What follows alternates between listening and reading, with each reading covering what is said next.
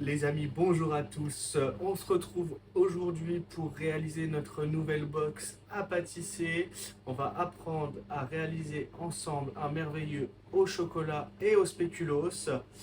Alors bien sûr, qui dit février dit Saint-Valentin. Donc vous allez voir qu'on va un peu modifier ce dessert pour l'adapter pour notre Saint-Valentin. Et vous pourrez donc le partager à deux le 14 février.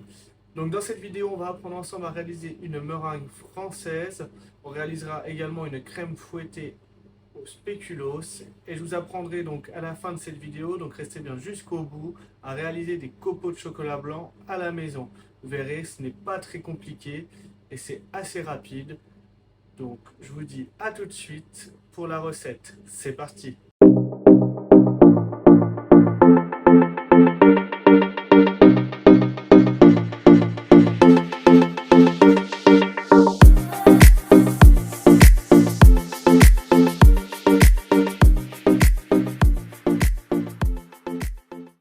Les amis, on commence tout de suite notre recette par notre meringue française.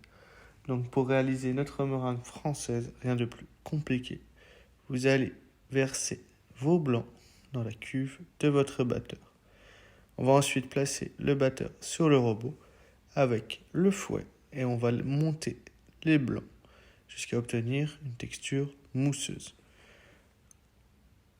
Vous mettez en première vitesse et puis après vous augmentez directement. Si jamais vous n'avez pas de robot, vous pouvez utiliser les batteurs à main, ça marche également.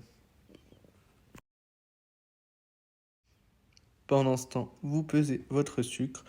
Donc peu importe la recette que vous faites, il y a toujours une règle dans la meringue, c'est 2 fois le poids des blancs en sucre. Donc ici 400 grammes. Et voyez, une fois que c'est bien mousseux, vous allez venir verser votre sucre en 2 ou 3 fois. Et voilà. Vous laissez mélanger 5 minutes, vous vérifiez le bec d'oiseau et vous récupérez votre meringue. Vous la placez dans une poche munie d'une douille unie et vous récupérez le papier. J'ai fait une petite marque sur le papier à retourner. Donc il faut que votre écriture soit à l'envers. Comme ça, vous n'aurez pas de marque de stylo sur votre meringue. Et après, c'est très simple. Vous suivez la forme du cœur avec votre poche. Vous faites le contour propre et net. Et après, à l'intérieur, vous pouvez y aller plus franchement.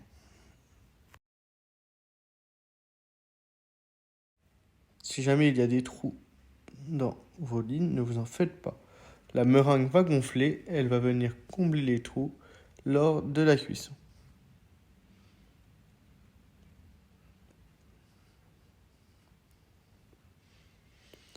On fait ensuite le deuxième. Si vous reste un peu de meringue, vous pouvez venir réaliser des petites meringues à côté. Et vous enfournez ensuite dans un four préchauffé à 100 degrés pendant environ 1h30.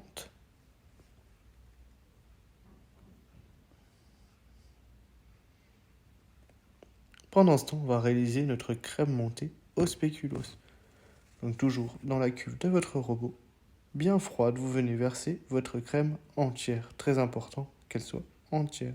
Vous y ajoutez également votre sucre et du mascarpone.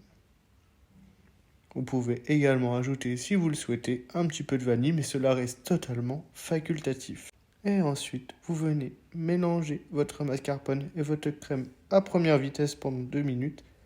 Et après, vous montez votre crème normalement comme une chantilly. Vous ajoutez ensuite votre spéculoos concassé et à l'aide de votre fouet, vous allez venir mélanger. Alors vous pouvez y aller, juste faites attention de ne pas trop mélanger pour pas trop monter la crème. Si votre crème est déjà bien montée, vous pouvez utiliser une maryse, ça évitera de la faire encore plus monter et de la faire trancher. Parce que vous savez, si vous montrez trop votre crème, celle-ci va trancher et vous ne pourrez plus l'utiliser. Moi, ce que je vous conseille, c'est de la monter légèrement moins qu'une chantilly, d'ajouter le spéculoos et après de finir le mélange avec un fouet à la main. Comme ça, quand vous aurez fini de mélanger, votre crème aura la texture idéale pour travailler par la suite.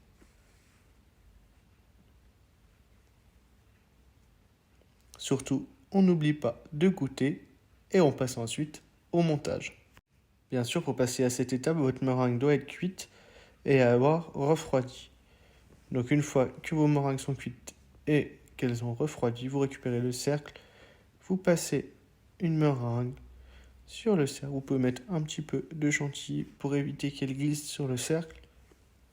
Et après, vous venez placer généreusement de la crème au spéculoos. On peut y aller, il faut que ça soit généreux.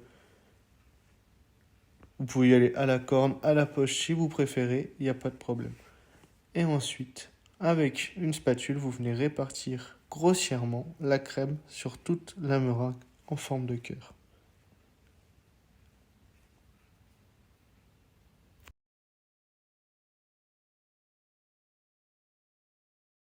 Une fois que c'est bien garni, vous récupérez votre meringue et on va venir retourner la meringue pour avoir le côté lisse sur le dessus. Vous placez sur la crème et vous venez légèrement appuyer pour bien qu'elle rentre en contact avec la crème. Et ensuite, à l'aide de votre spatule, vous venez lisser tout le tour de votre cœur. Si jamais vous n'avez pas assez de crème, n'hésitez pas à en reprendre un petit peu pour avoir quelque chose de bien net. Le but est surtout de dissimuler toute la meringue sous la crème pour permettre ensuite à nos copeaux d'adhérer facilement à notre gâteau.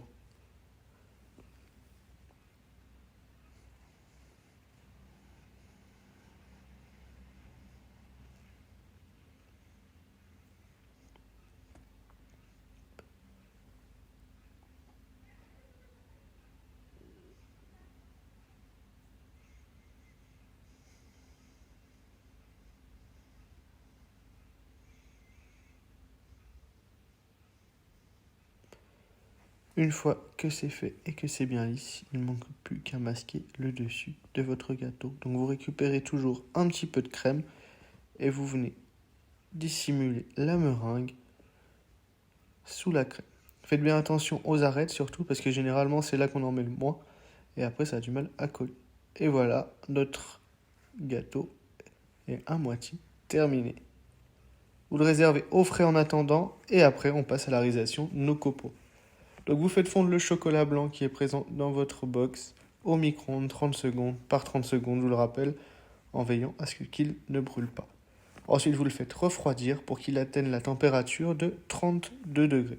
C'est très important de respecter la température là, sinon ça ne marchera pas. Une fois que votre chocolat est à 32 degrés, vous récupérez une plaque propre, vous la retournez et vous venez couler un tiers de votre chocolat dessus. À l'aide d'une spatule, d'une corne ou de ce que vous voulez pour étaler, vous venez étaler finement votre chocolat sur la plaque. Il peut être très fin, il n'y a pas de problème là-dessus. Évitez de le faire trop épais parce que sinon vous n'aurez pas assez de chocolat pour masquer votre gâteau. Vous placez ensuite votre plaque au frigo pendant 2 minutes. Et il est maintenant temps de faire les copeaux. Donc un angle de 15 degrés environ avec le coupe-pâte et après vous venez racler du bas vers le haut. Et vous allez voir que si votre chocolat a commencé à prendre déjà, les copeaux vont se former tout seuls. Si le chocolat s'accumule en bas de votre coupe-pâte, c'est que le chocolat n'est pas assez froid. Donc remettez-le au frigo et attendez à nouveau un petit peu. Quand il a la bonne texture, il doit faire des rouleaux, comme là. Vous voyez à l'écran, il fait des petits rouleaux. Donc ça veut dire que là, la texture est bonne pour réaliser nos copeaux. Et donc vous avez vu au milieu, le chocolat n'a pas roulé, donc c'est qu'il était encore trop chaud pour réaliser les copeaux. Vous continuez ainsi de suite en utilisant tout le chocolat.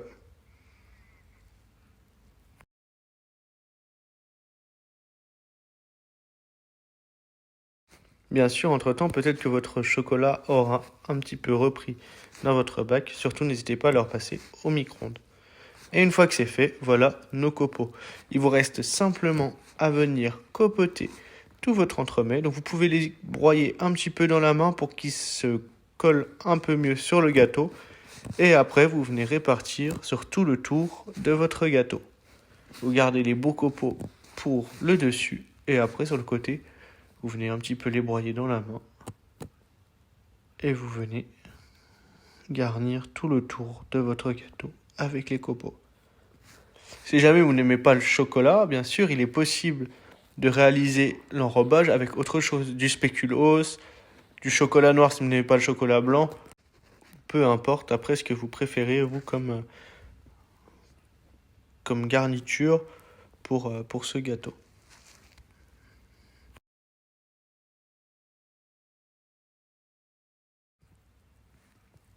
Et une fois que vous avez bien garni les côtés, vous récupérez les beaux copeaux et vous venez les placer sur le gâteau. Comme ça, vous avez une belle finition au-dessus. Et vous avez donc appris maintenant à réaliser des copeaux à la maison. Vous voyez, c'est pas compliqué. Il suffit simplement d'avoir la bonne technique pour les réaliser correctement. Et voilà, maintenant votre gâteau est terminé. Vous pouvez, si vous le souhaitez, ajouter un petit peu de cacao sur le dessus. Ou alors réaliser une petite ganache au chocolat et venir le décorer en forme de cœur. Moi j'ai décidé de le laisser comme ça, au naturel. Juste de mettre des petites fleurs sur le dessus. Et voilà le résultat. Notre gâteau pour la Saint-Valentin est prêt. Un cœur façon merveilleux. Il est maintenant temps de déguster ce gâteau en amoureux.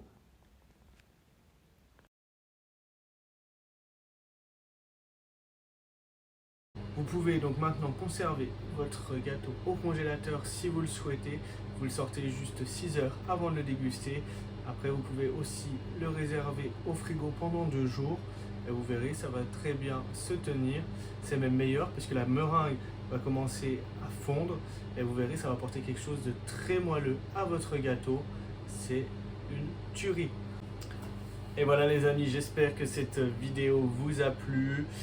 C'était une vidéo assez rapide, donc vous allez pouvoir la réaliser surtout ce week-end avant la Saint-Valentin. À une prochaine fois pour une autre vidéo. Pendant ce temps, tenez-vous bien, portez-vous bien.